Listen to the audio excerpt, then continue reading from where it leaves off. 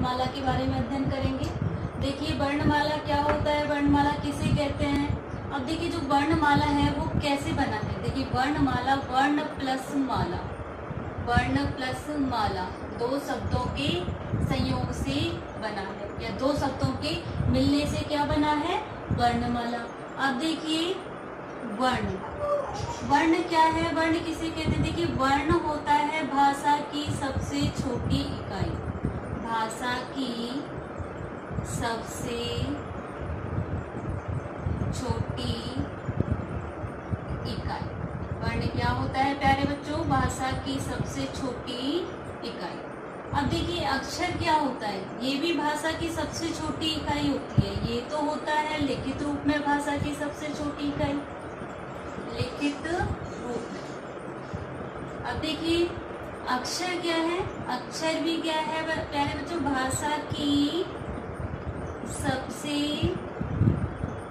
छोटी इकाई, भाषा की सबसे छोटी इकाई। लेकिन ये कैसे होती है, ध्वनि रूप में। कैसे होती है, ध्वनि रूप में। अब देखिए जैसे आपने बोला क को हमने केवल बोला है, वो तो क्या है, अक्षर है। लेकिन अभी इसी को हम लिख करके प्रकट करते हैं, वो क्या कहलाता है, वर्ण कहलाता है। अब देखिए वाक्य क्या है, अगर आपसे पूछे वर्ण तो भाषा की सबसे छोटी इकाई होती है, लेकिन भाषा की सबसे बड़ी इकाई किसे कहते हैं। देखिए वाक्य भाषा की सबसे बड़ी इकाई होती है, वाक्य भाषा की सबसे बड़ी इकाई, सबसे बड़ी इकाई। ठीक है। अब देखिए वर्णमाला, वर्णमाला के दो भेद होते हैं। वर्णमाला के कितने भेद होते हैं प्यारे बच्चों, दो भेद होते हैं। वर्णमाला के दो भेद होते हैं। अब वो दो भेद होते कौन कौन से, एक तो होता है आपका स्वर और दूसरा होता है आपका व्यंजन। दूसरा क्या कौन सा कहलाता है, व्यंजन। अब देखिए स्वर, स्वर अपनी संस्कृत भाषा में स्वर कितने होते हैं, 13 होते हैं। कितने होते हैं प्यारे बच्चों, 13 होते हैं। और वो 13 स्वर कौन कौन से होते हैं, ए, आ, छोटा ई, बड़ा ई, छोटा ऊ, बड़ा ऊ, ठीक है, री, बड़ा री। अब देखिए आपने ये अभी तक नहीं पढ़ा होगा, री जो होता है ऋषि, बड़ा ऋषि इस तरीके से लिखते हैं, है लगा देते हैं इस तरीके से, और इस तरीके से लिखते हैं जो एक, इसको हटा दो, ये छोटा ऋषि, और इसी में इस तरीके से कर देते हैं, ये बड़ा ऋषि कहलाएगा। अब देखिए री, री, ए, आई, ओ और औ। देखिए 1 2 3 4 5 6 7 8 9 10 11 12 13 कितने स्वर होते हैं आपके, 13। अब देखिए इन स्वरों को, इन 13 स्वरों को भी हमने 3 भागों में विभक्त किया है। वो कौन कौन कौन से होते हैं, देखिए इन स्वरों को भी कितने भागों में डिवाइड किया है, 3 में। एक तो होता है ह्रस्व स्वर, दूसरा होता है आपका दीर्घ स्वर, तीसरा होता है आपका संयुक्त स्वर, संयुक्त स्वर। अब देखिए ह्रस्व स्वर किसे कहते हैं, लघु। इसका दूसरा नाम क्या है, लघु। और लघु का मतलब क्या होता है, छोटा। लघु का मतलब क्या होता है, छोटा। और इसको हम क्या कह सकते हैं, एक मात्रिक भी कह सकते हैं। कौन सा कह सकते हैं, एक मात्रिक। दीर्घ स्वर को क्या कह सकते हैं हम, द्विमात्रिक। क्या कह सकते हैं प्यारे बच्चों, द्विमात्रिक। संयुक्त स्वर ये दो स्वरों के मिलने से बनता है।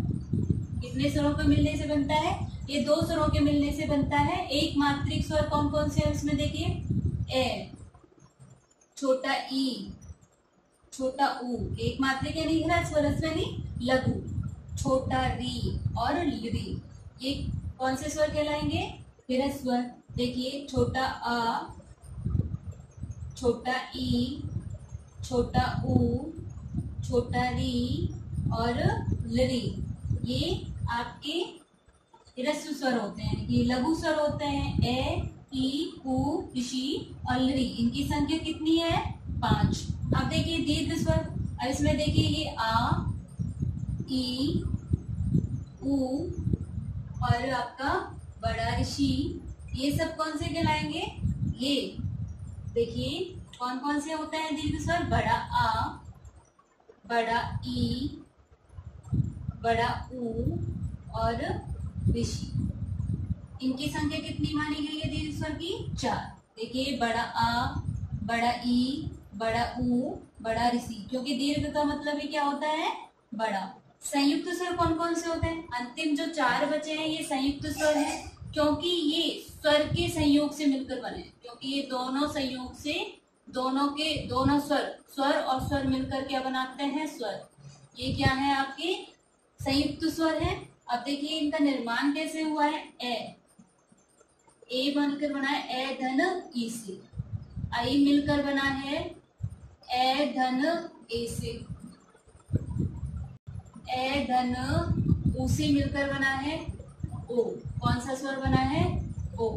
ठीक है। अब देखिए क्या है बच्चों, देखिए आ धन ओ मिलकर क्या बनेगा? औ। क्या बनेगा? औ। ये आपकी कौन सी स्वर कहलाते हैं? ये संयुक्त स्वर कहलाते हैं। इनकी संख्या भी कितनी मानी गई है? 4। कितनी मानी गई है? 4। अब देखिए इसको एक बार रिवाइज करते हैं। देखिए वर्णमाला, वर्ण प्लस माला 2 शब्दों से मिलकर बना है। कितने शब्दों से मिलकर बना है? 2 शब्दों से मिलकर बना है वर्ण। वर्ण क्या होता है? वर्ण भाषा की सबसे छोटी इकाई कहलाता है। वर्ण भाषा की सबसे छोटी इकाई कहलाता है। लेकिन ये भाषा की सबसे छोटी इकाई कौन सी रूप की होती है? लिखित रूप की।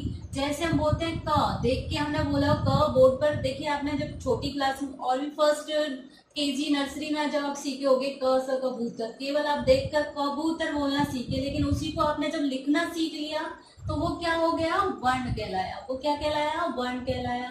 अक्षर भाषा की सबसे छोटी इकाई होता है। कौन सा अक्षर? भाषा के, लेकिन ध्वनि रूप में। हम सबसे पहले बोलना ही तो सीखते हैं। जैसे मैंने आपको बताया क से हम कबूतर बोलना सीखे। वाक्य भाषा की सबसे बड़ी इकाई होता है। अब देखिए वर्णमाला के 2 भेद माने गए हैं। वर्णमाला के कितने भेद माने गए हैं? 2 भेद। एक तो होता है स्वर, एक होता है व्यंजन। देखिए आपके लिए संस्कृत नया सब्जेक्ट है, लेकिन आप हिंदी में भी आपने स्वर व्यंजनों के बारे में पढ़ा होगा। लेकिन आपको यहाँ देखिए थोड़ा सा स्वरों की संख्या में अंतर होता है। स्वर 13 होते हैं, हिंदी में 11 होता है, संस्कृत में कितने होते हैं? 13। अब 13 स्वर कौन कौन से होते हैं? ए, आ, ई, ऊ, ऋषि, ऋ, ए, ऐ, ओ, औ। अब देखिए हमने स्वरों को कितने भेद होते हैं स्वर के? 3 भेद होते हैं, ह्रस्व स्वर, दीर्घ स्वर और संयुक्त स्वर। ह्रस्व स्वर का मतलब होता है लघु, एकमात्रिक। अब देखिए ह्रस्व स्वर को ही हम क्या बोलते हैं? छोटा। मतलब ह्रस्व स्वर को ही हम क्या बोल सकते हैं? लघु बोल सकते हैं, एकमात्रिक बोल सकते हैं। इनकी संख्या कितनी मानी गई है? 5। कौन कौन से होते हैं? ए, ई, ऊ, ऋषि और ऋ। दीर्घ स्वर कितने होते हैं प्यारे बच्चों? 4। वो कौन कौन से? अब देखिए हमने छोटे स्वर तो ले लिए, बड़े स्वर जो भी होंगे वो कौन से कहलाएंगे? दीर्घ स्वर। आ, ई, ऊ और ऋषि। संयुक्त स्वर भी 4, ए, ऐ, ओ, औ। अब देखिए ए का निर्माण कैसे हुआ है? ए भी क्या है? आपका स्वर है। ई भी क्या है? स्वर है। इन दोनों के मिलने से क्या बना? ए। आई का निर्माण ए भी स्वर है, ए भी स्वर है, दोनों के मिलने से क्या बना? आई। ए भी स्वर है, ऊ भी स्वर है, दोनों के मिलने से ओ। ए और ओ दोनों से मिलकर क्या बना है? औ। अब देखिए प्यारे बच्चों आगे हम व्यंजन के बारे में अध्ययन करेंगे। किसके बारे में अध्ययन करेंगे? व्यंजन के बारे में अध्ययन करेंगे। हमने स्वर के बारे में पढ़ा, आप इसको नोट करना और साथ ही साथ इसको लर्न करना। अब आगे जो क्लास होगी अपन व्यंजन के बारे में अध्ययन करेंगे।